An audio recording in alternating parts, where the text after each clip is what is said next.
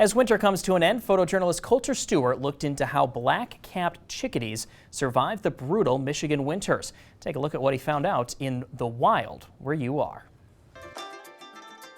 When it's cold outside in northern Michigan, the black-capped chickadee has a lot to do to make sure its half-ounce stature doesn't become a feathered icicle. To help survive in these temperatures, extra feathers are grown.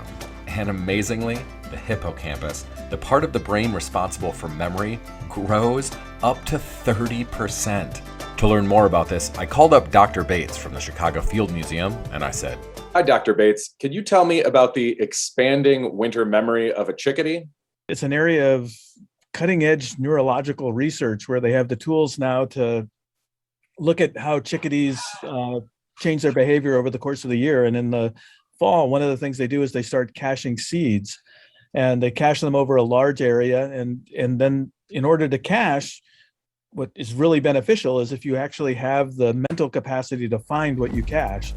And it turns out chickadees have the capacity to actually add brain cells during that time of year in the right places in their brain, the hippocampus, to kind of go back and find what they've cached, and that's a really neat thing. This is the wonder of the science we do right now, is there are techniques that are allowing them to get very detailed real-time data on change in the hippocampus over time that's demonstrating unequivocally that it's actually getting bigger. the black-capped chickadee hides seeds to prepare for times when food is harder to come by. Its supercharged memory keeps track of thousands of hiding places. For the chickadee, memory can be the difference between life and death. When I think about it, the first thing I think about is some of the things birds do with respect to flight, like putting on fat for migration and then burning that fat. You don't think of that happening with actually brain capacity.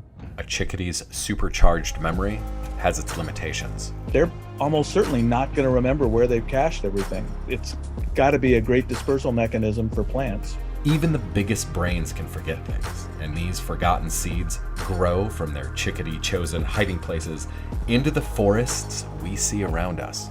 The distribution, organization, and placement of plants in northern Michigan is some way a reflection of a chickadee's supercharged winter memory. Amazing solutions for things that have the potential to be really valuable for understanding things in ways that might be useful for us. How could we expand our hippocampuses by 1/3? Yep, I'd love to be able to remember where my keys are all the time. All right, well, thanks for taking the time to talk about chickadees with me.